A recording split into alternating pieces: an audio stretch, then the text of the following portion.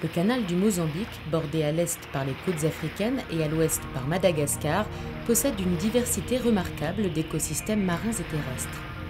De nombreuses îles jalonnent le littoral nord-ouest malgache. Plusieurs scientifiques de la Réunion, embarqués à bord de la goélette Antsiva, ont pour mission d'étudier l'évolution de leur biodiversité et l'influence de l'homme sur ces milieux uniques au monde.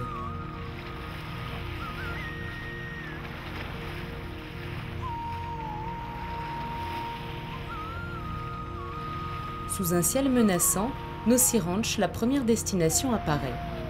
Surnommée l'île aux tortues, elle est composée de 2 îlots, reliés par un cordon de sable blanc, que la marée vient inlassablement recouvrir. Les 2 scientifiques qui débarquent sur l'île sont des spécialistes des tortues marines. Jérôme Bourja, d'Ifremer, et Stéphane Sission, de Kélonia, retrouvent Ignace, employé de l'hôtel de luxe implanté sur la plus petite des 2 îles. Ignace est un employé d'hôtel un peu particulier. Là, il y en avait 32 qui sont sortis ce matin. Je fais plonger les mains comme ça. Donc je sens que leur tête qui bouge là-dessus. Et là, tu as des crabes qui viennent des fois contre le grillage, là, quand les tortues montent ou... Ah ouais, ouais. Ils vont sortir. Ouais. Et là, j'ai remarqué qu'ils sortent surtout à la marée haute. À la marée haute? Moi, je crois qu'ils sont dans la marée montante qui est... Ouais.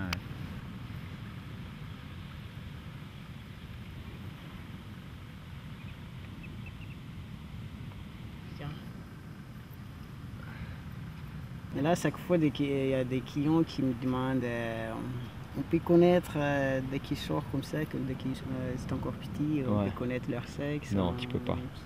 Enfin, il faudrait faire une prise de sang, quoi. Ouais. Mais extérieurement, comme ça, il n'y a aucun moyen de savoir, quoi. Donc là, elles peuvent sortir en 3 fois, tu disais, quoi. Sur 3 jours, un petit peu chaque jour. Chaque jour.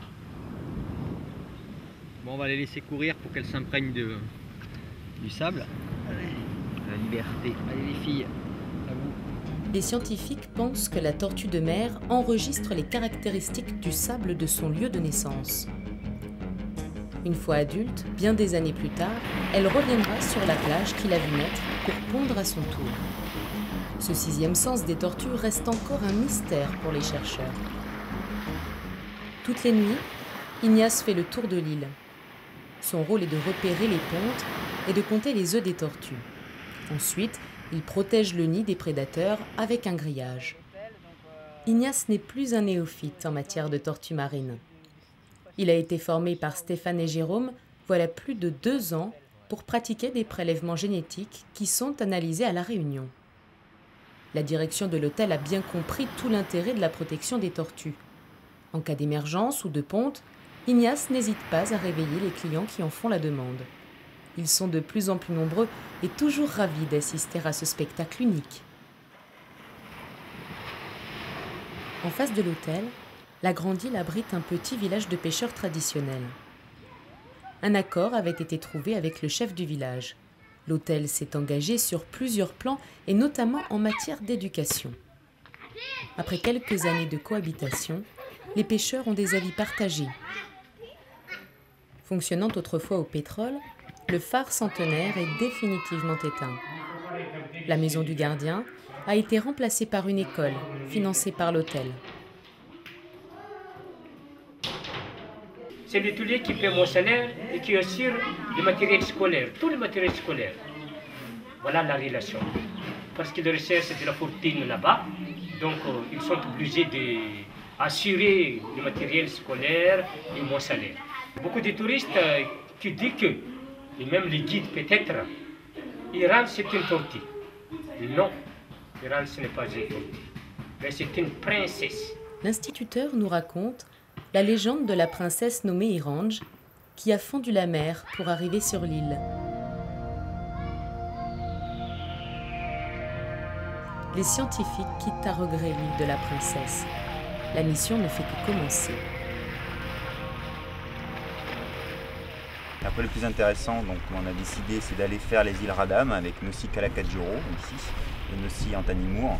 Et après, bon, comme la côte est très grande, c'est aller directement sur le site de la baie de Morumba, donc potentiellement peut être très intéressante. C'est une baie assez fermée où on aura peut-être la chance de rencontrer de nouvelles espèces de tortues. Ouais, c'est bien. Bon, puis après, de toute façon, sur toutes ces îles-là, c'est ce qu'on avait vu dans l'émission précédente, il y a toujours des, même si les îles ne sont pas habitées, et surtout si elles ne sont pas habitées, il y a des pêcheurs, des camps de pêcheurs, et on a toujours eu pas mal d'infos avec eux. Ouais, on a trouvé des...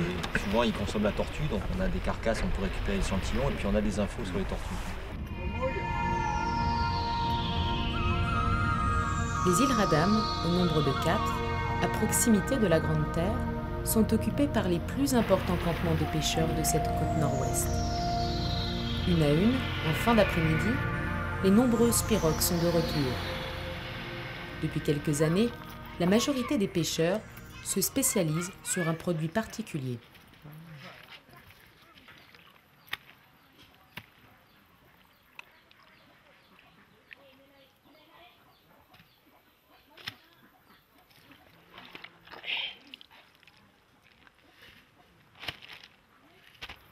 À peine déchargées, les holoturies, ou concombres de mer, sont vidées avant d'être mises à cuire quelques minutes.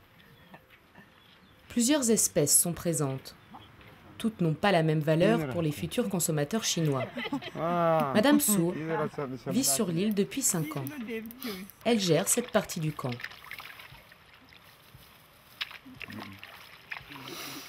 Soa nous montre sa case. Les concombres de mer sont stockés dans de l'eau abondamment salée pour en assurer la conservation. Il y a mois de novembre, octobre, décembre, janvier, février, mars, zegny tegna izy misy maro manongantety. Fa bakô tany fanongandreo presque agny ambadika andray fany hoe tany anongandreo. Tany tsisy vôla agny. Le antony jibeny adingadinga zegny tady vôla. Olo antafasanay izy zegny agny antany be agny sinoa mandeha mandafoantegna amin'ny sinoa zegny. Tady vôla zegny le jibeny adingadinga. Sur Nossi Kalakajo, juste à côté, la végétation fournie de l'île a attiré depuis plusieurs générations des fundi, nom local donné au maître charpentier de marine. Joseph a repris avec ses frères l'entreprise de son père.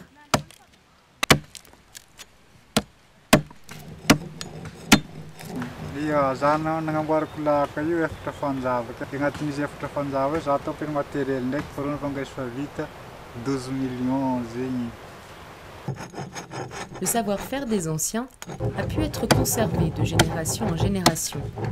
Et aujourd'hui encore, de superbes boutres entièrement construites à la main sortent de ces chantiers artisanaux. Depuis peu, les fabricants de boutres et leurs familles doivent cohabiter avec de nouveaux arrivants. Des habitations plus sommaires sont apparues peu à peu dans le village. Utreto valombiny folo, roapolo farany ambany. Miragna aby jiaby. Roapolo, 5 mètres. Ty farany lafo. Amin'ny dingadingana jiaby ty. Ty mbala ambany be. Ty tena farany ambany. Torty tsy mety hoaniny.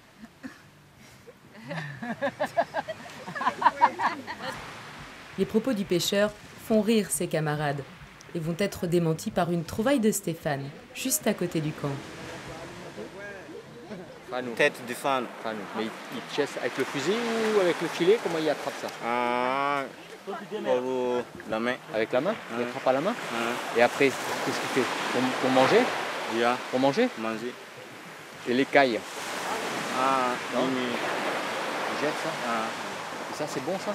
Ouais. Comme les ébris. Comme les ébris? Et elles viennent des fois sur la plage pour pondre? Ah oui? Oui. À côté de la fabrication de boutres, les îles Radam vivent aujourd'hui essentiellement de 2 types de pêche. La pêche aux holoturies et la pêche aux requins. Concombres de mer et ailerons de requins sont collectés régulièrement puis exportés vers l'Asie. Le coup de main de Stéphane et de ses camarades est le bienvenu. À la nuit, le navire met le cap vers la côte malgache et la baie de Morang. Cette baie est parsemée d'un grand nombre d'îlots rocheux à la biodiversité préservée.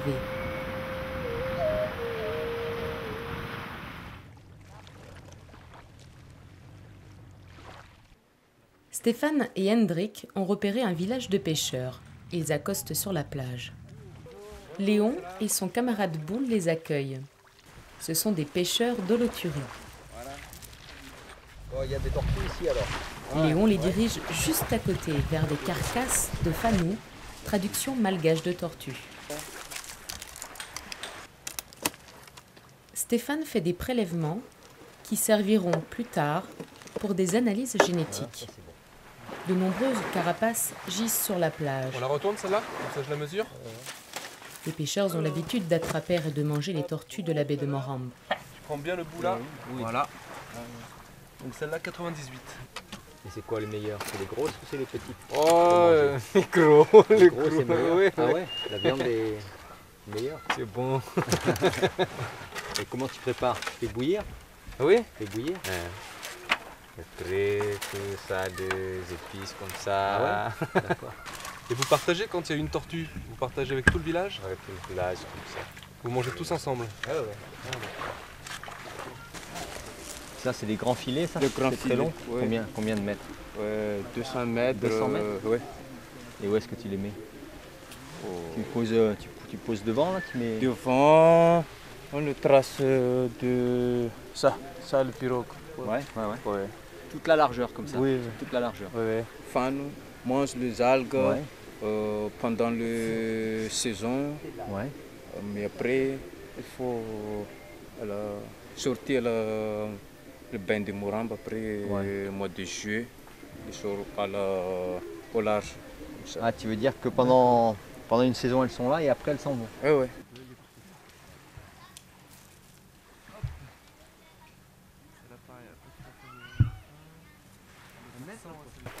Donc là on voit que c'est pas la même qualité d'écaille. Là l'écaille elle est pas solide. Et puis si tu comptes les écailles, ça fait 1, 2, 3, 4, 5, 6, 7. Ça c'est une tortue olivâtre. C'est une tortue olivâtre, c'est ça. C'est une autre qualité encore. Et voilà. Alors que la fanou, voilà, on voit l'écaille c'est pas pareil. Pas famille. Ouais, c'est pas comme. T'en as déjà vu toi? Oui. Ouais.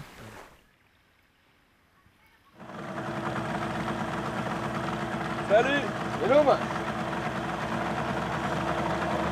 là c'est des vrais chasseurs de tortues qui chassent et qui visent. Il a 3 espèces, c'est sympa parce que l'olivâtre elle n'était pas encore vraiment. Elle n'avait pas encore vu dans les filets ni rien. Là, on voit bien la différence d'écaille quoi. Ouais. Bon, ce qui est bien, c'est que pour une fois, il nous dit carrément que lui aussi mange de la tortue, parce que souvent il dit que tout le monde en mange sauf lui. Là, au moins, il a été franc, il nous a bien dit que lui aussi en mangeait. Si elles sont là-bas, demain, ce serait pas mal d'aller voir. Ouais. Si elles se nourrissent sur l'herbier, à mon avis, il y a un herbier pour aller voir là-bas. Lendemain matin, Léon et ses camarades déjeunent avant le départ à la pêche. Léon a déjà travaillé sur un bateau de pêche industriel à La Réunion. Il espère gagner suffisamment d'argent avec les concombres de mer pour pouvoir se payer à nouveau le voyage et retravailler sur un palangrier.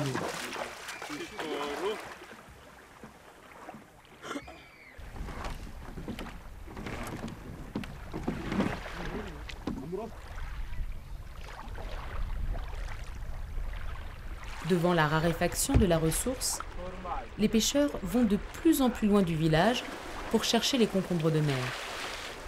Les plus convoités sont les plus rares. Il faut plonger de plus en plus profond pour en trouver. Léon, en bon capitaine de pirogue, a repéré un coin entre 2 îlots. Boula, tu as préparé un jeu.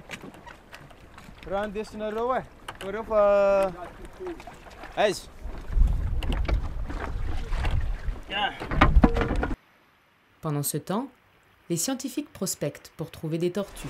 Técha nous a dit que c'était par là que les tortues venaient. Et voilà l'herbier. Alors c'est pas un herbier qui a l'air trop brouté. Ce serait peut-être bien c'est de revenir à marée haute quand tout ça c'est couvert pour voir les tortues, parce que ce que disait le pêcheur c'est qu'il voyait vraiment bien les têtes qui sortaient et les tortues qui respiraient. Ouais, puis visiblement c'est vraiment la zone là entre les rochers, c'est toute cette baie dans cette baie là. Tous ils disent que c'est là que les tortues se concentrent. On fait ça cet après-midi? Ouais. On attend que la marée remonte.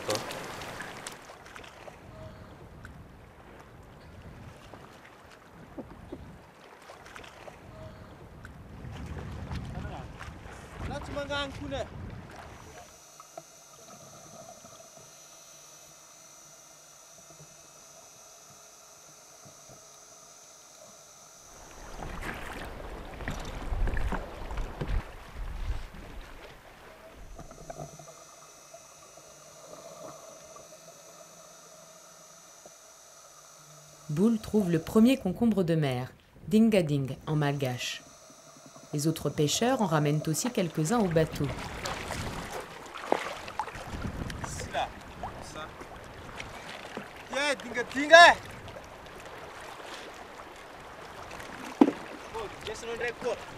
La pêche n'est pas très bonne. Un seul des concombres est rare et rapportera un peu d'argent. Les autres, beaucoup plus communs, ne se vendent que 20 centimes d'euros le kilo. Ce sont les Chinois qui fixent les cours. Léon et ses camarades sont conscients de la diminution du nombre de concombres de mer. Mais quelles sont les alternatives pour ces pêcheurs et leurs familles qui vivent pauvrement de ce que la mer peut leur offrir ?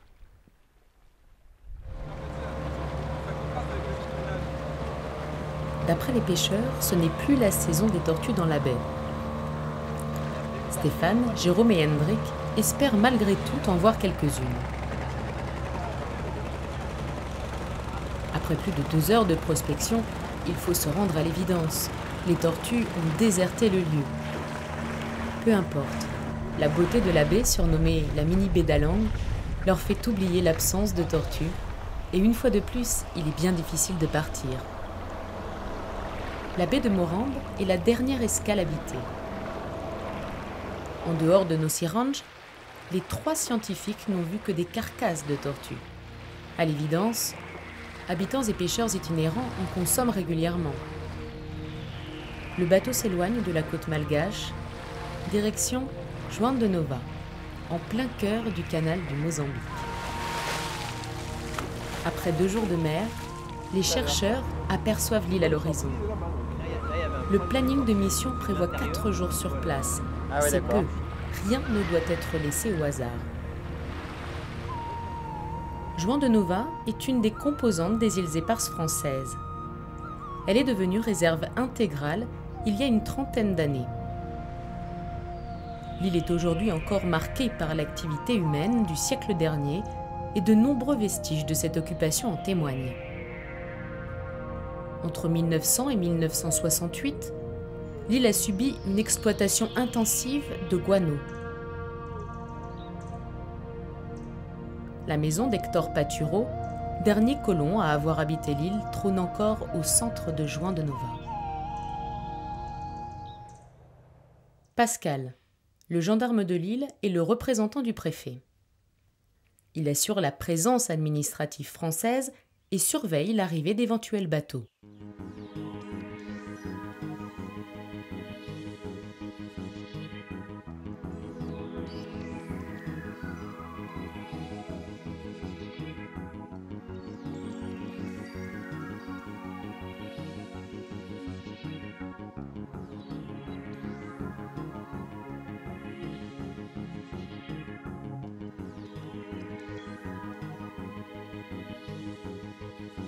Pascal participe également au programme de recherche sur les tortues marines.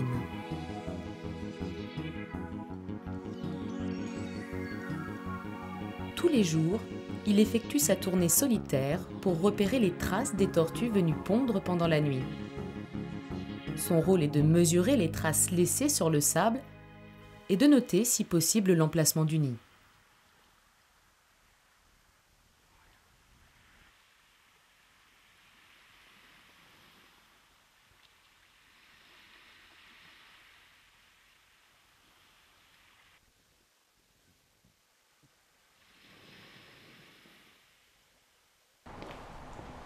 Aujourd'hui, Pascal accueille les scientifiques de la Réunion.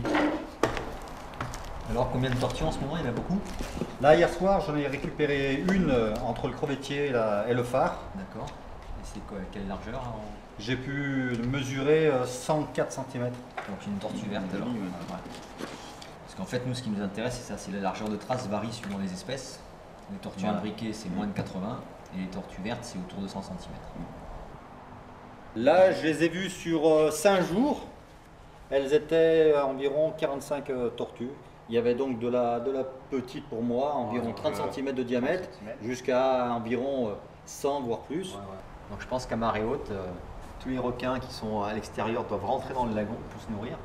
Donc les tortues et les poissons, ils cherchent des endroits qui sont trop peu profonds pour que les requins, les gros requins en tout cas, puissent venir. Et après sur les pontes, quel est l'endroit de l'île où tu as le plus de traces là, Depuis que je suis arrivé, donc on a toujours les mêmes endroits, c'est pour ça qu'il y a un petit peu plus de dessins là. Ouais. Donc j'en ai sur toute la plage, donc entre la gendarmerie, la station météo et la pointe ouest. Ouais. Un petit peu plus sur l'autre côté de l'île, côté nord, entre la pointe et l'embarcadère.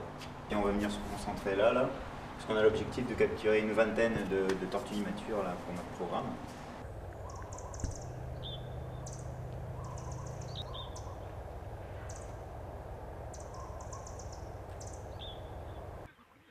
Au petit matin, les scientifiques se rendent vers la fameuse baie indiquée par Pascal, le gendarme.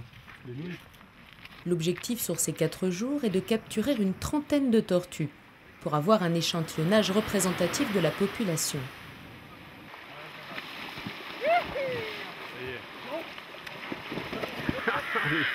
Allez! À peine arrivé, Jérôme attrape la première tortue.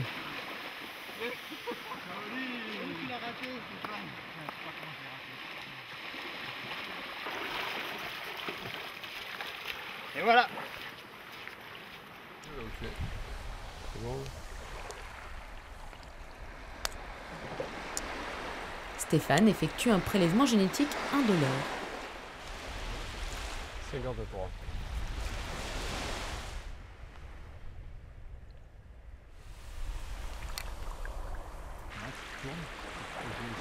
Une fois mesurée, baguée et photographiée, la tortue repart en pleine forme, malgré cette première rencontre mouvementée avec l'homme.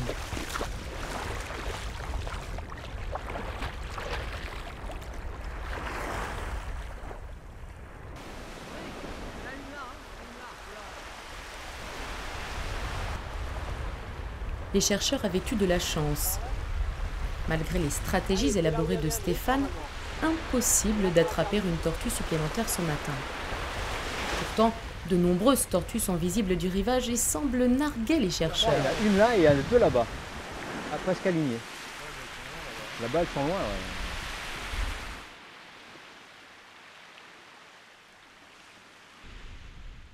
Il est déjà tard et toute l'équipe doit rentrer au bateau. Changement de tactique. C'est en bateau que l'équipe se rend vers la barrière de corail, à proximité de l'épave du charbonnier. Ils espèrent y trouver des tortues d'une autre espèce, les imbriquées.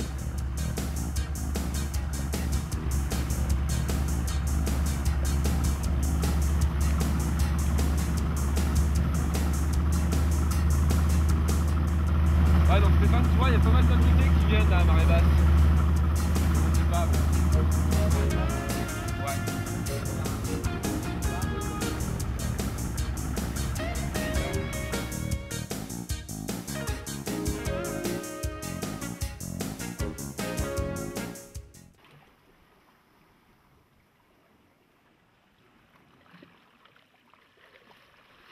Hélas, ils n'ont pas plus de chance. La plongée en apnée s'avère infructueuse. Les tortues semblent avoir déserté la zone.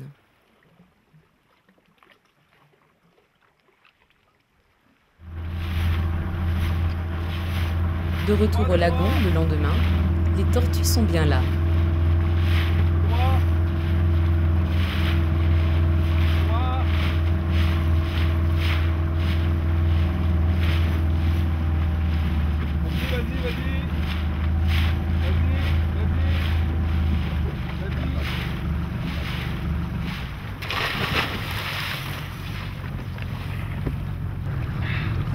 Yes, là genre. Oh, elle est belle. Arrivé du large, on a encore les couleurs de la face de Pendant l'exploitation de Juan de Nova, les tortues étaient chassées pour être mangées avec leurs œufs et avaient presque totalement disparu de l'île. Depuis le changement de statut de l'île en réserve naturelle, Les relevés de ces 15 dernières années traduisent clairement une augmentation du nombre de tortues marines. Écoute, bilan de la mission à Juan plutôt positif, hein, parce qu'en fait, surtout grâce à tes indications, on a trouvé les endroits où attraper les petites tortues vertes. Donc effectivement, elles se concentrent là dès qu'il y a suffisamment d'eau. Et la logistique sur place nous a bien aidés. Donc merci à la gendarmerie, merci au FASAI. L'existence de sanctuaires comme Juan de Nova participe à la préservation de la biodiversité marine, mais n'est pas une solution suffisante pour les espèces migratrices. Sur les îles voisines habitées du littoral malgache, la pression semble aujourd'hui plus forte sur les holoturies et les requins. La présence de pêcheurs reste cependant une menace pour les différentes espèces de tortues marines. Le développement de l'écotourisme peut apporter une réponse partielle dans le respect des communautés locales et de leurs traditions.